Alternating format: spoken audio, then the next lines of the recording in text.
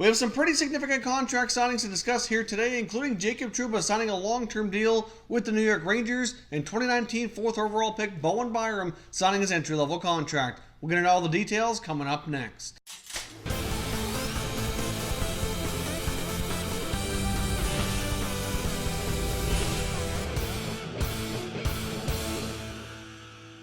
Welcome back here to Top Shelf Hockey. Now we have some more breaking news. Most of this kind of came out here in the last evening or so, but obviously we also had a big trade last night with Milan Lucic and James Neal switching places in the province of Alberta here. If you missed that video, I'll link it up here in the YouTube cards. You can watch that as well. But we do have news here finally. Jacob Trouba has avoided arbitration and signed a 7-year contract with the New York Rangers, paying him an average annual value of $8 million. Now, many of us kind of figured that he would probably end up signing long-term, but there was a lot of reports recently indicating the negotiations were not really going the best and that they very well could end up in arbitration, which really wasn't a good scenario for the Rangers after acquiring him earlier from the Winnipeg Jets. They obviously intended and wanted to sign him long-term, and now they've kind of come to an agreement here, and you might be able to make an argument that $8 million might be a little bit of an overpayment, but he is a right-shot defenseman. He's 25 years old. He's a good puck mover, certainly brings a lot of value, and oftentimes for that type of player you do see, even if it's a slight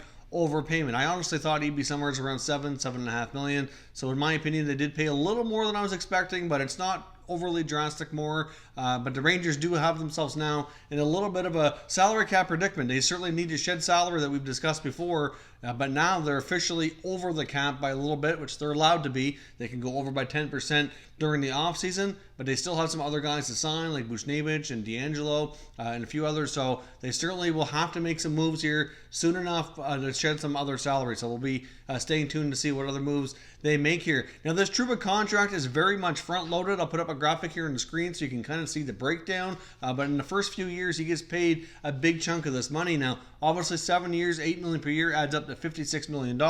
In the first 3 years, like I said, he gets quite a bit here. In year one, he gets an $8 million signing bonus and a $4 million salary. So this coming year, he'll make a total of $12 million.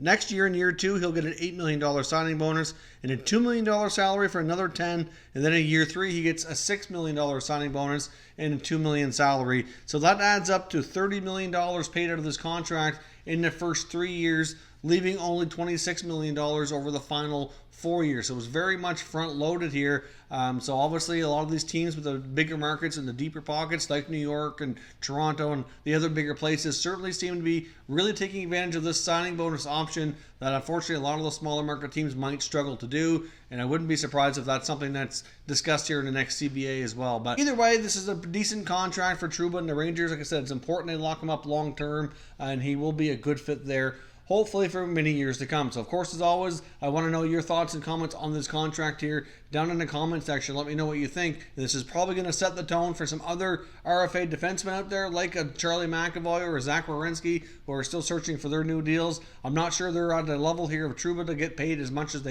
he did. McAvoy, for example, I know many kind of compare the two, and they, to a degree, are similar type of players, but McAvoy's only been in the league for 2 years and has had a hard time staying healthy, playing a full year, which he hasn't been able to do as of yet. So I do think it's more likely that McAvoy probably gets a bridge deal, but I guess we'll see. The Bruins might be comfortable signing him long-term, but I guess we'll see here. But either way, Trouba's contract will certainly kind of set the tone for a lot of these other defensemen that are still looking for deals.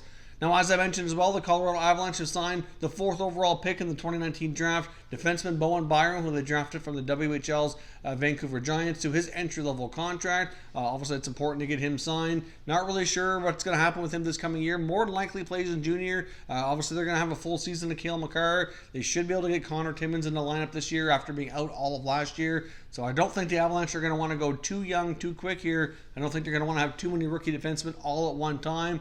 I know I've heard Joe Sakic indicate, previously in prior years that they kind of like to stagger a lot of these guys entering their lineup. So wouldn't be surprising to see Byron go back to junior, really have another dominant year, and really enter the NHL more than likely next season. But obviously, because they drafted him, they were able to trade Tyson Barrie and create some other roster spots and salary cap changes as well. So we'll see what happens, but more than likely Byron goes back to junior, but at least he's under contract, officially signed here with the Avalanche.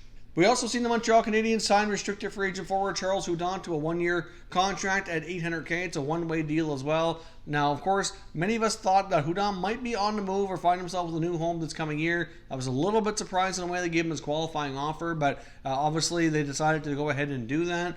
They have a lot of forwards under contract now that are either one-way or that are projected to make this lineup come this fall. So I really think Montreal, like many of the other teams we've discussed here, are going to be making some other moves. They have more than enough capable forwards to see some other trades here to maybe look at strengthening other areas of the team, like continue working on that blue line, for example. Very well might be in the works. At least it would make a lot of sense, but we'll see what happens here with Charles Hudon. Will he gain himself a regular spot in the Habs lineup after being a healthy scratch quite often last year? Or could just because he signed, it doesn't mean he won't be traded. Obviously, he's more valuable with a contract, but I don't think many teams will be overly interested right now, to be honest. I think his value is kind of down after struggling last year, but we'll see what Montreal does. They have more than enough forwards, as I mentioned, so somebody likely is going to be leaving town at some point before the season starts. The New York Rangers have signed forward Phillip Di Giuseppe as well to a one-year, two-way contract at $700K. Of course, he spent the bulk of the last 3 or 4 years with the Carolina Hurricanes. Hasn't been a full-time NHLer as of yet, but he's gotten into 30, 40 games this season on multiple occasions. A decent depth forward. Obviously, with all the changes that the Rangers have gone through with their lineup, probably unlikely that he cracks their NHL roster at a training camp. It's probably more likely he goes to the American Hockey League, but at least he's got enough NHL experience now. He'd be a decent call-up option.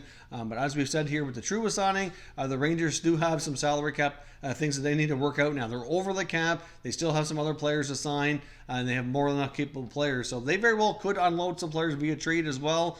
So we'll see what moves they make. I'm sure there's going to be lots of speculation around a lot of these teams here coming in the days ahead due to salary cap implications. We talked about before that the Rangers could maybe look at trading a Buchnevich or a Kreider, or I'm sure they'd like to unload the Shattenkirk contract, but that might prove difficult. But either way, there's going to be moves made to get in compliance here with the cap, and we'll see how they proceed. But of course, as always, want to hear your thoughts, your opinions on these new contracts. Let me know what you think down in the comments, and we'll continue the conversation. If you're new to the channel, consider subscribing and turning on your notifications so you don't miss any future content as well. And give this video a thumbs up if you enjoyed it. I'd appreciate it if you did. As always, thank you for watching, and I will catch you next time.